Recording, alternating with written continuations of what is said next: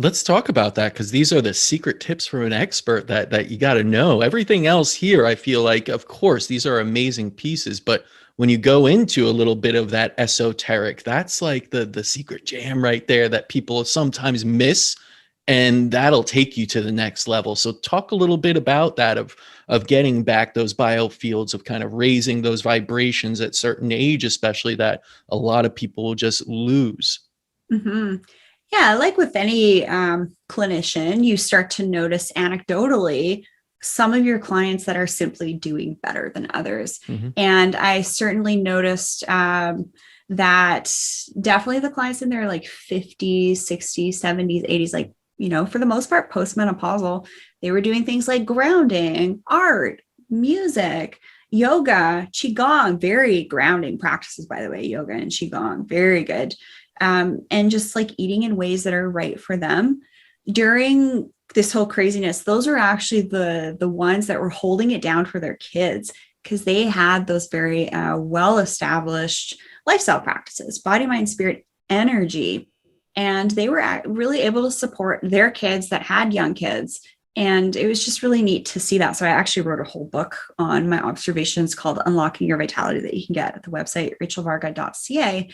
In consultation, I really focus on skincare, skin and rejuvenation treatments, some of the biohacking stuff. And then in conversations like here on the podcast, I do like to get into a little bit more of the extra things that you can add that are often free, but do take the most effort. So when you're thinking of ways to support your human biofield, I will reference a leader in the space of science meets medicine, and that's the work of Dr. Terrence Palmer.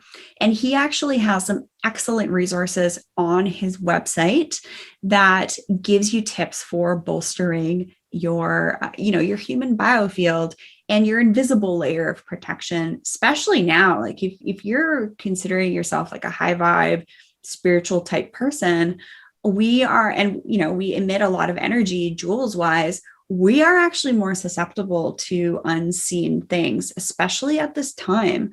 So if this is the first time you're hearing about it, this is great. If you can't get into the ocean, fill up your bathtub before bed. I like to have my red light therapy going. I'll put in some nice like frankincense essential oils, throw in some salt in the tub as well, so that you're getting that ion and mineral cleansing. Prayer is really important. So leaning into whatever type of spiritual practice that is for you.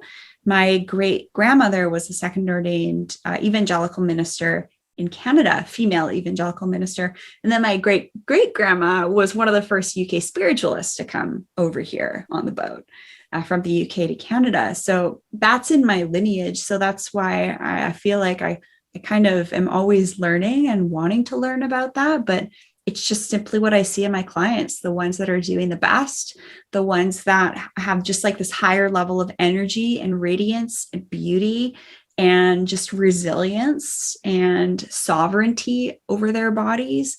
They're doing energetic protecting and energy balancing practices. Awesome tips.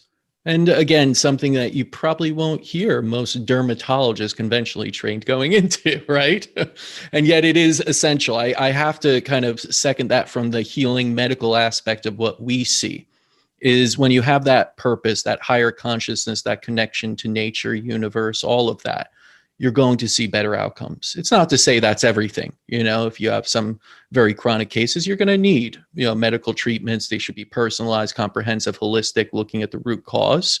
But that purpose, that positivity, that those things you get from nature as well. I'm sorry, if you go out and just walk in nature, if you don't feel good, I don't know what to tell you. It's like it almost goes hand in hand. But these are things that we often forget or dismiss as simplistic, esoteric, these kind of, although, science is catching up and proving how these things work.